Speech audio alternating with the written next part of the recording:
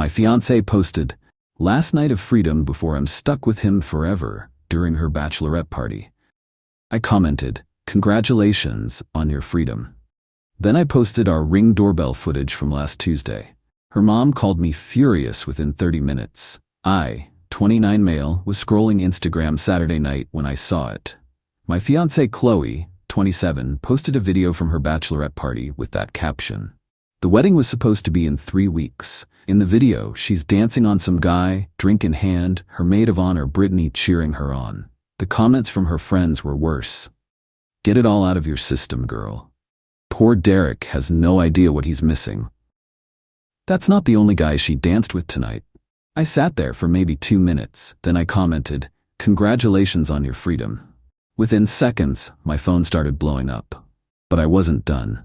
See, Tuesday night, Qley told me she was staying at her sister's place because they were doing last-minute wedding prep. Cool, except our Ring doorbell caught her making out with someone in a Tesla at 11:43 p.m. The guy walked her to our door, grabbed her ass, and she giggled before sending him away.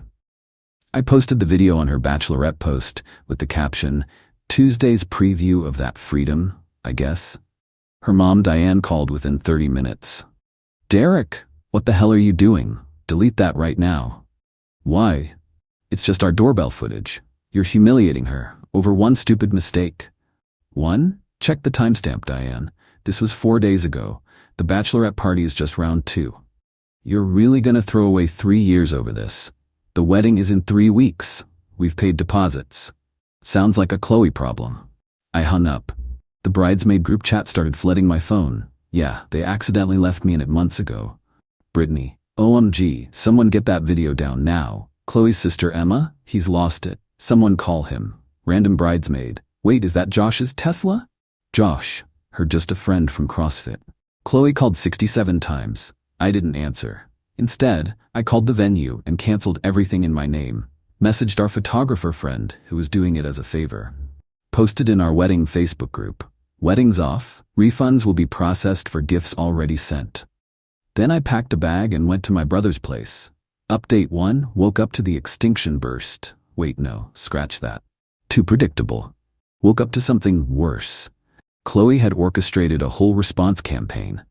She posted a Notes app apology about how I misunderstood the situation and was too insecure to handle her having male friends.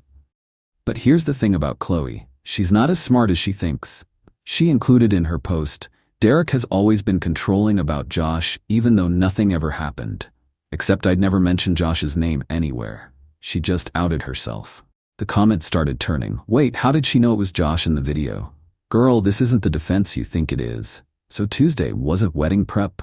Then Josh's girlfriend commented, "That's where you were Tuesday?" The post got deleted real quick. But Diane wasn't done. This woman showed up at my brother Tony's apartment with Emma and Qley's dad Robert. Tony filmed through the peephole. Legend. "We know he's in there. We need to talk like adults." Tony, "He's an adult. You raised a cheater. Goodbye. Open this door right now." "Sir, I will call the cops. Your daughter played stupid games."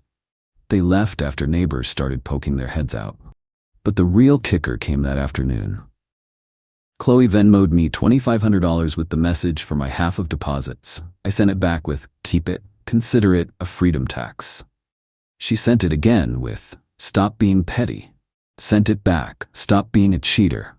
This went on 8 times before Venmo temporarily suspended both our accounts for unusual activity. LMAO. That evening, my phone rang from an unknown number. I almost didn't answer, but something told me to. It was the venue coordinator, Monica. "Hi Derek, I'm calling about the cancellation. Diane just came here demanding we refuse your cancellation because she's paying for it. I'm the one who signed the contract." That's what I told her. She then tried to book the same date under her name. But here's the thing, Josh and his girlfriend had literally just left. They booked it for their makeup engagement party. I almost choked. What?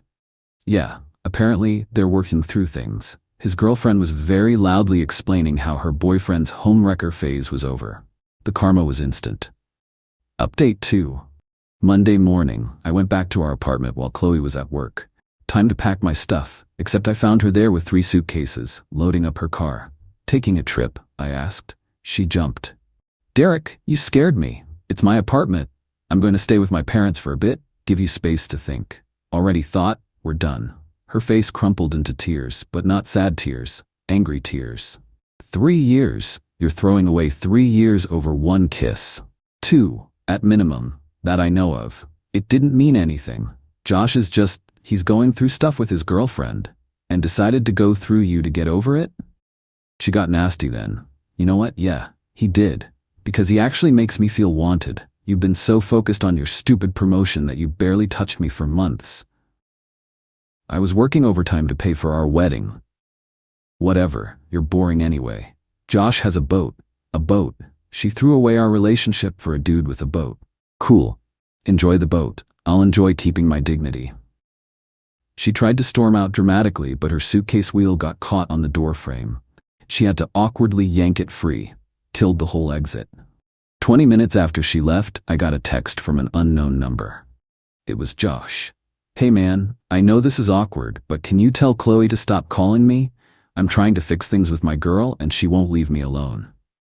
I screenshot it and sent it to Qley with, looks like the boat has sailed. She called immediately. You think you're so funny. You contacted him, didn't you? You threatened him. Qley, I literally don't care enough about Josh to threaten him. He's just not that into you. He said he loved me. Tuesday? Yes. The same Tuesday he's now calling a mistake to his girlfriend? Silence. Face it, Qley. You were his side piece. He was never leaving her for you. She hung up, but the entitlement wasn't over. That afternoon, I got an email from Diane, a 4-page email about how I was emotionally abusive for exposing Qley, how marriage is about forgiveness, how her daughter deserves better than someone who would publicly shame her. A detailed breakdown of all the money they'd spent on the wedding. A threat to sue me for defamation. I forwarded it to my lawyer friend Marcus. Yeah, I know, cliché lawyer friend, but he owed me for setting him up with his wife. His response, oh, she thinks doorbell footage is defamation? Let her try. That night, the flying monkeys arrived. Her cousins, her work friends, people I hadn't talked to in years all suddenly messaging me about how I was harsh and should hear her out. My favorite was from her college roommate. Derek, Qley's just a free spirit. She needs someone who understands her energy. I replied, her energy should try paying rent then, because she's not living here anymore. Update 3. Wednesday got dark, not gonna lie. I came home from work to find my gaming setup destroyed. My PS5, monitors, the custom PC I'd built, all smashed. There was a note. Oops, I was getting my things and accidentally knocked it over. See, accidentally, right? That's why there were clearly heel marks on my graphics card. I called the cops, filed a report. The officer looked at the damage and literally said, this is the 3rd vengeful X case today. Full moon must be coming. But Qley messed up. She posted an Instagram story an hour before of her and Brittany doing margaritas at a place downtown. Timestamped. She wasn't even at the apartment when it happened. The security footage from our building showed Emma using Qley's key. She wasn't as careful as she thought. Her face was clear as day. I sent the footage to both sisters with, Emma, you've got 24 hours to pay me $3,800 for the destroyed items, or I press charges. Qley, your sister just committed a felony for you. Hope it was worth it. Diane called immediately. You wouldn't dare involve the police. Watch me. Emma was just helping her sister. Emma committed breaking and entering and destruction of property. She had a key to retrieve Qley's items, not destroy mine. That's still illegal, Diane. The next morning, $3,800 appeared in my Venmo from Emma with the note, I'm sorry. But they weren't done being entitled. Oh no, Qley started telling everyone I was financially abusing her by kicking her out. She conveniently forgot to mention she never paid rent because saving for the wedding was more important. But my favorite part?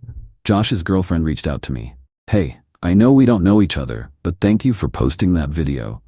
I'd been suspicious for months, but Josh gaslit me into thinking I was crazy. We're done. P.S. Qley's been texting him nonstop. He blocked her, and she created 5 different numbers to keep trying. Thought you should know what you dodged. Update 4. The wedding day arrived. What would have been our wedding day? I woke up to 47. Wait, no, I woke up to exactly 31 texts from Qley. She'd sent them throughout the night. 2:47 a.m. I can't sleep. We were supposed to get married tomorrow. 3. I messed up, okay? Is that what you want to hear? Josh won't even talk to me. Your mom unfriended me on Facebook. This isn't how it was supposed to go. I hate you. I didn't mean that. Can we talk? Please? And about 20 more variations of the same. I didn't respond. Instead, I took the day off and went golfing with Tony and my dad. Posted a picture of us at the course with the caption, "Beautiful day for freedom." Petty? Maybe. Satisfying? Absolutely. But Qley wasn't done. She showed up at the apartment that evening in her wedding dress. The actual wedding dress. "I wanted you to see what you're giving up," she said when I opened the door. "A $3,000 dress you insisted on buying even though we agreed on a budget? It's symbolic." Of what? Your inability to stick to any commitment? She tried to push past me into the apartment. "This is still my home." "No, it's not. You haven't lived here in a week. You never paid rent. Your name isn't on the lease. We were together for 3 years, and you threw it away for a guy with a boat who doesn't even want you." The neighbors were starting to stare. Mrs. Patterson from 4B was straight up filming. "Let me in, Derek. We need to talk." "We really don't." I'll scream. "Go ahead. Mrs. Patterson is already filming. Would love to see you explain the wedding dress to the cops." She stood there for another minute, then ripped off the veil and threw it at me. "You're going to regret this." "The only thing I regret is not seeing who you really were sooner." She left, but not before trying to key my car, except she grabbed the wrong keys from her purse and tried to use her gym membership tag. The scratching sound of plastic on paint was pathetic. Final update. So here's where it all landed. Qley moved back with her parents. According to mutual friends, she's already on dating apps with photos from our couple's trips cropped to remove me. Josh and his girlfriend broke up, but plot twist. He's not interested in Qley. He started dating some influencer he met at his gym. Qley found out when he posted a story from the boat with the new girl. She commented, "That used to be our spot," and he blocked her. Emma had to pay me the $3,800, but then tried to sue me in small claims court for emotional distress. The judge literally laughed. Case dismissed. Diane sent me one last email about how I'd never find another woman like her daughter. I replied, "That's the point." The venue coordinator, Monica? She sent me a bottle of champagne with a note, "For dodging that bullet. P.S. Diane tried to leave us a 1-star review, but forgot she never technically booked anything." As for me, I'm doing pretty good. Kept the apartment, got a promotion at work. Turns out not having wedding stress improved my performance. And started dating Rachel from my running club. She thinks the whole story is insane and brings me coffee with "not Josh's boat" written on it. The best part? Last week, I ran into Qley at the grocery store. She was with Brittany, who immediately tried to pull her away.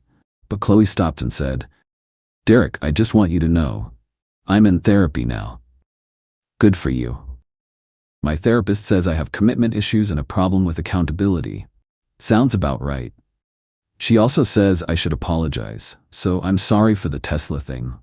The Tesla thing? That's what you're apologizing for? What else would I apologize for? And that's when I knew I'd made the right choice. She literally didn't think destroying my property, lying for months, or humiliating me publicly warranted an apology. Just the Tesla thing. Cool, and walked away. She called after me. "That's it? Cool?" "Yeah, cool. Enjoy your freedom, Qley." Haven't heard from her since. To everyone asking if I regret not trying to work it out, hell no. When someone shows you who they are, believe them. And when they show you on Ring doorbell footage in 1080p resolution, definitely believe them. Thanks for following this wild ride. I'm gonna go live my best non-boat life.